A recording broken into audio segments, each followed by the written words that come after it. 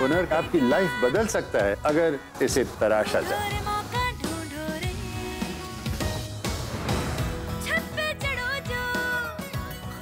तो हुनरबाज तैयार हैं आप? Your time is up.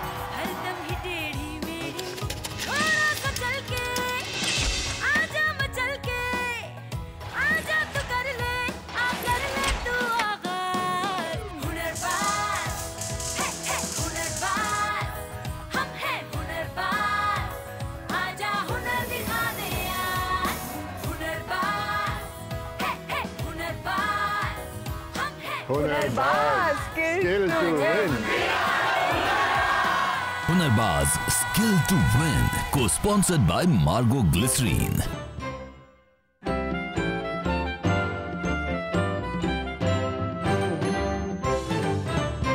जब मैं छोटा बच्चा था, बड़ी शरारत करता था, मेरी चोरी पकड़ी जाती क्योंकि 10 में से 9 शरारतें तो बिल्कुल फेल हो जाती। लेकिन कम से कम एक शरारत तो पूरी हो जाती सिद्धार्थ जी, मतलब कुछ ना कुछ करके आप काम कर ही लेते थे। हाँ बिल्कुल, लेकिन आपको ये कैसे पता? क्योंकि आप हैं ही काफी जुगाड़ू। अरे ये क्या कह रही हैं आप रेणुका जी? अरे बुरा मत मानिए सिद्धार्थ जी, ये भी एक किस्म का हुनर है जो बिल्कुल भारतीय हुनर है। जब प्रॉब्लम आता है तो हम जुगाड़ से सोल्यूशन निकाल लेते हैं, यानी जहाँ कुछ नहीं है वहाँ कुछ बना लेते हैं। यही तो इनोवेशन है ना। और हुनर भी, जब हमारे पास रिसोर्सेज नहीं होते हैं तो हम जुगाड़ से रिसोर्सेज बना लेते हैं। हाँ, इसमें सच्चाई तो है। आप जो कह रही हैं वो ठीक है, मगर वो ठीक है जब हमारे पास रिसोर्सेज नहीं है। हम तो उम्मीद करते हैं कि आगे जुगाड़ से नहीं बल्कि स्किल की ट्रेनिंग के द्वारा इनोवेशन और प्रगति के रास्ते पे चल सके। ये बताइए, किसी और देश में सिर्फ 1 लाख रुपए की गाड़ी बनी है? किसी और देश में किसानों के एक छोटे से समूह ने मिलकर एक कोऑपरेटिव शुरू किया है जो दुनिया भर में दूध का सबसे बड़ा उत्पादक बन गया हो? इस तरीके से तो जुगाड़ वाकई उपयोगी और फायदेमंद है। यही तो मैं कह रही थी। और आविष्कार किसी भी ढांचे में आविष्कार ही तो है और इसकी प्रशंसा तो करनी ही चाहिए। एंड इसमें हमारे देश का कोई मुकाबला नहीं है।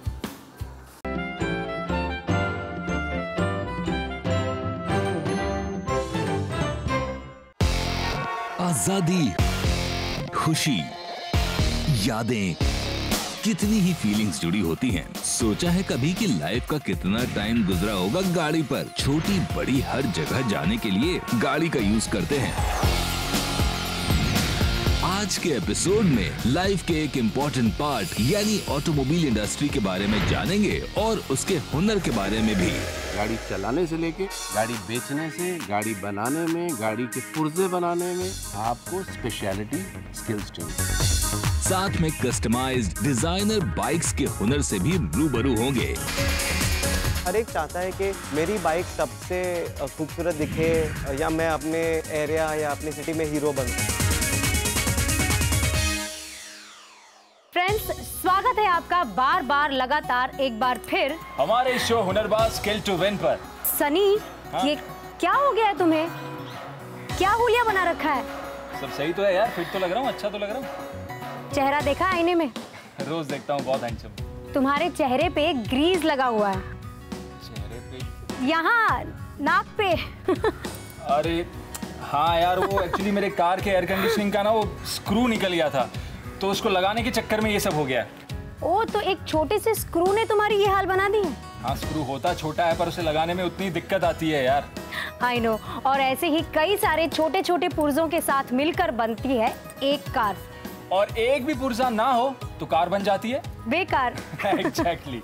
तो सोचिए, एक कार में अगर इतने सारे पुर्जे होते हैं तो ऑटोमोबाइल इंडस्ट्री में कितने सेक्टर्स होंगे। तो चलिए जानते हैं इन सारे सेक्टर्स के बारे में हुनरबाज स्किल टू विन के आज के इस एपिसोड। एक बहुत पुरानी कहावत है कि आरामदायक जीवन जीने के लिए रोटी, कपड़ा और मकान की जरूरत होती है।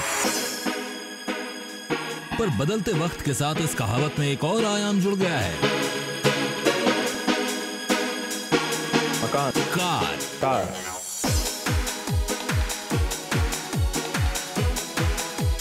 जी जी हाँ, गाड़ी, अब वो 2 पहिया हो या 4 पहिया, ये तो आप पर निर्भर करता है। ऑटोमोबाइल इंडस्ट्री एक ऐसी इंडस्ट्री जो एवर इंक्रीजिंग है और जिस तरह से लोगों की एस्पिरेशंस, लोगों की डिज़ायर्स बढ़ती है, खुद की एक गाड़ी होना सबके लिए एक शान की बात होती है and everybody aspires for that. So obviously इस इंडस्ट्री में ग्रोथ है, स्कोप है और डिमांड बहुत ज़्यादा है।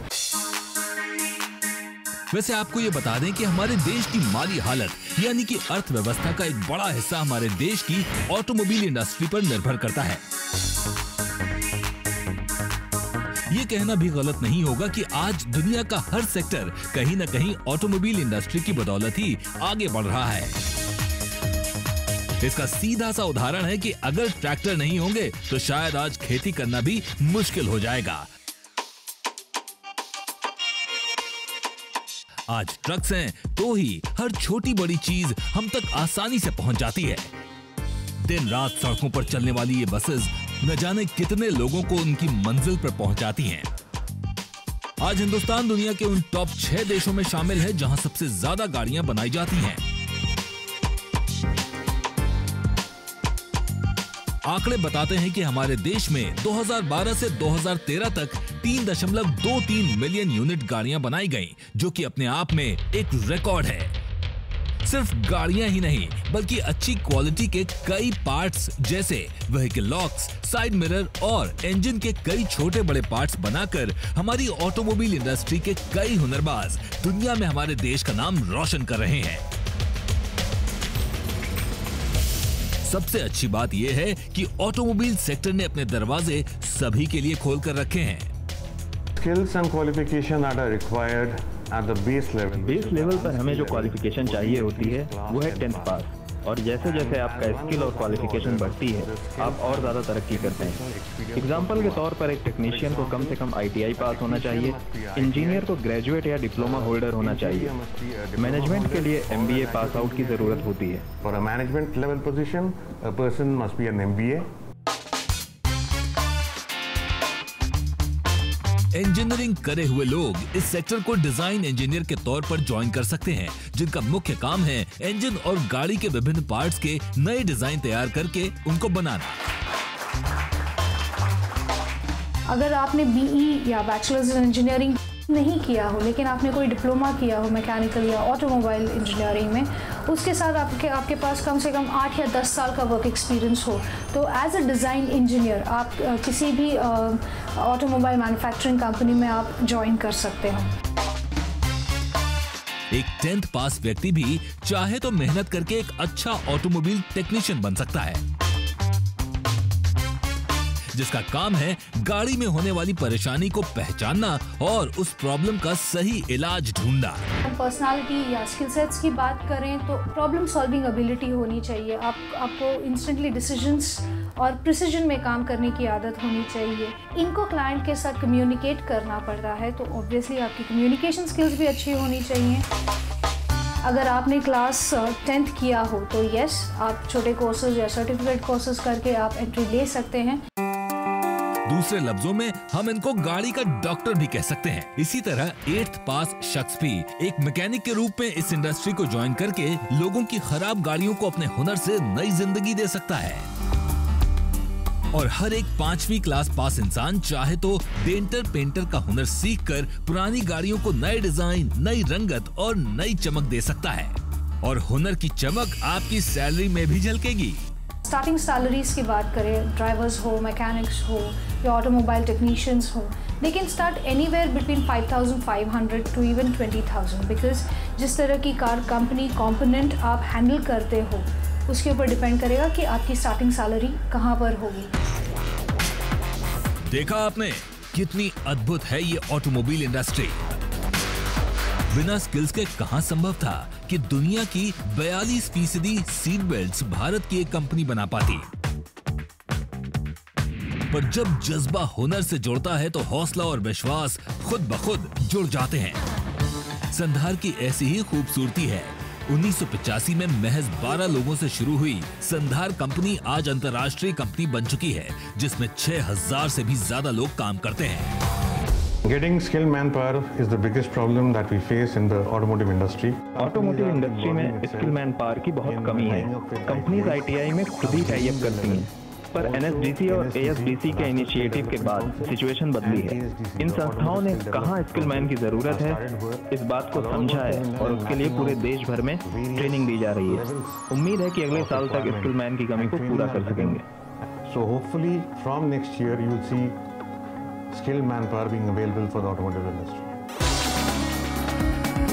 संधार में फ्रेशर्स को हायर करने पे जोर दिया जाता है क्योंकि इससे उनको अपने ट्रेनिंग मॉड्यूल के हिसाब से ट्रेन करके आसानी से ऑब्जॉर्व किया जा सकता है। जैसे ही कोई फ्रेशर्स हायर होता है हमारे यहाँ पर, तो उसके बाद ट्रेनिंग के बाद हम लोग 1 साल 1.5 साल की ट्रेनिंग के बाद उसको एब्जॉर्ब करते हैं अपनी ऑर्गेनाइजेशन के अंदर। उसके बाद हर 2 साल के बाद या 3 साल के बाद एक डिजर्विंग कैंडिडेट जो परफॉर्म अच्छे से करता है वो हर 2-3 साल के बाद प्रमोशन लेता है, और 8 से 9 साल के बाद वही परफॉर्मर जो है वो वर्कर लेवल से सुपरवाइजर लेवल तक ग्रो कर सकता है, और काफ़ी लोग हमारे यहाँ पर कर भी रहे हैं। और कहते हैं ना, प्रत्यक्ष को प्रमाण क्या, भरत राम ने प्रमाणित कर दिखाया। भरत राम संधार में चाय पिलाने का काम करते थे और परिवार चलाने के लिए चाय की पत्ती भी दुकानों में बेचा करते थे। उनकी जिंदगी में एक वक्त ऐसा आया जब अपने बच्चे के फॉर्म पर पिता का काम लिखना था। तो मेरे को फील हुआ कि ये ठीक है, मुझे आगे कुछ करना चाहिए।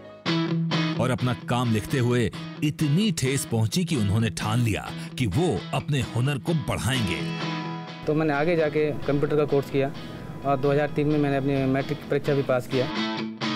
अपनी योग्यता के बल पर चाय पिलाने के साथ साथ एचआर डिपार्टमेंट में काम सीखना शुरू किया। इतना जल्दी उसने पिकअप किया that within 6 months he was managing the total HR ERP by himself. और आज भरत प्यून से एचआर एग्जीक्यूटिव बन चुके हैं। That time salary would be about 8,000. आज के दिन में he is drawing more than 50,000 salary. आजा चले आज उस राह पर, हमको जहां मंजिलें हैं दिखी। भरत ने तो चुनौती को स्वीकार किया और आज संधार के कारण अपनी जरूरतों को पूरा कर रहे हैं। पर क्या हमारे प्रतियोगी भी टास्क की चुनौती को एक्सेप्ट करेंगे? देखते हैं हुनर की बाजी में। हाय, मैं हूँ प्रिंसी और आज हमारे साथ है 4 हुनरबाज जो आज के इस टास्क से एक ऐसी चीज बनाएंगे जिसे हम हमारे रोजमर्रा की जिंदगी में यूज करते हैं, और वो चीज है ये चाबी। आज के टास्क में पार्टिसिपेट कर रहे हैं राधे श्याम, रशपाल सिंह, तुलाराम और राजवीर। आज के टास्क में 4 वर्क स्टेशंस पर 4 हुनरबाजों को बनाने होंगे 4 locks, seat lock, helmet lock, steering lock और फ्यूल फिलर टैंक लॉक। वक्त की सुई पर रहेगी हमारे मेंटर अमरपाल जी की नजर, जो कि संधार मैन्युफैक्चरिंग यूनिट को सुपरवाइज करते हैं। क्या हमारे हुनरबाज तैयार हैं? Yes! तो चलिए शुरू करते हैं आज का हमारा ये टास्क। हुनर की बाजी के पहले कंटेस्टेंट राधे श्याम ने शुरू कर दी है अपनी कवायद। पहले वर्क स्टेशन पर जहां इनको सीट लॉक बनाना है। सीट लॉक की जिम्मेदारी है कि आपको सेफ रखे। अगर लॉक में गड़बड़ी हुई तो आपकी सेफ्टी को भी ग्रहण लग जाएगा।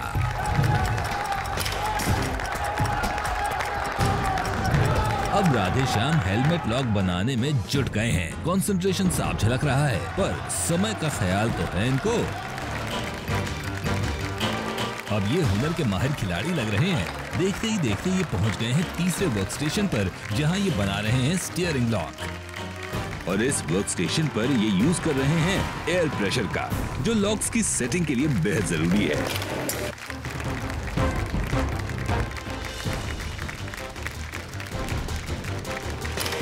गौर कीजिएगा, इस काम में अच्छों का पसीना निकल जाता है, पर राधे श्याम ने तो इसे चुटकियों में कर दिया। भाई वाह!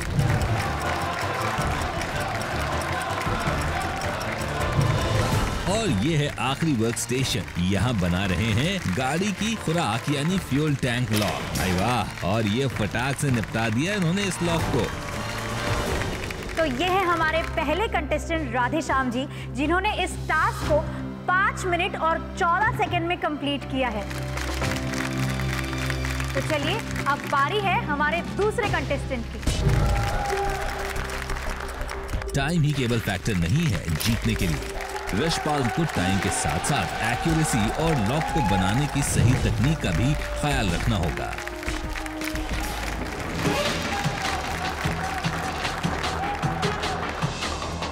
यशपाल जी, हमारे पहले कंटेस्टेंट राधेश्याम जी ने 5 मिनट और 14 सेकंड में चैलेंज को पूरा किया। आपको लगता है कि आप इससे कम समय में इसे पूरा कर लेंगे? Yes ma'am. कॉन्फिडेंट है बहुत। यशपाल सिंह काफी रश में दिख रहे हैं। क्या ये राधेश्याम को पीछे छोड़ पाएंगे? भाई यशपाल को तो उनके साथियों का खूब सपोर्ट मिल रहा है। भाई यशपाल सिंह ही तो नहीं है असली किंग। सर हमें बताइए कि यशपाल जी राधेश्याम जी का रिकॉर्ड ब्रेक कर पाए हैं या नहीं? थोड़ा सा चूक गए। इनका टाइम आया है 5 मिनट 49 सेकंड।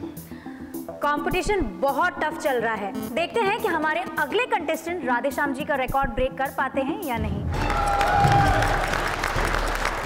अब बारी है हमारे तीसरे कंटेस्टेंट तुलाराम की। और अब तुलाराम पहुंच चुके हैं दूसरे वर्क स्टेशन पर।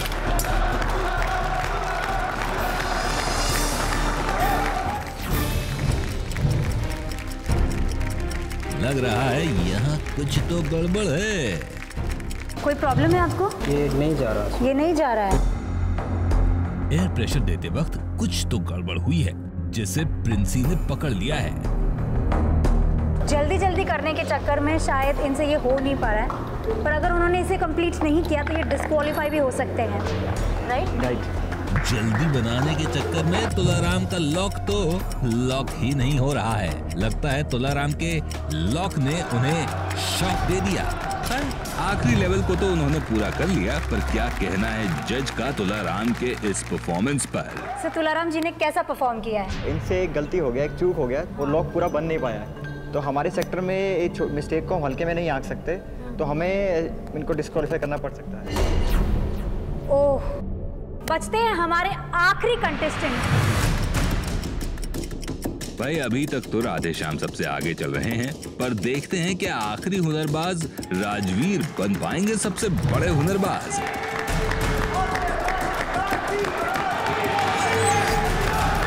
भाई कुछ ज्यादा ही जज्बाती हो गए हैं। पूरा वर्क स्टेशन हिला डाला। सपोर्टर का जोश राजवीर में भी दिखने लगा है।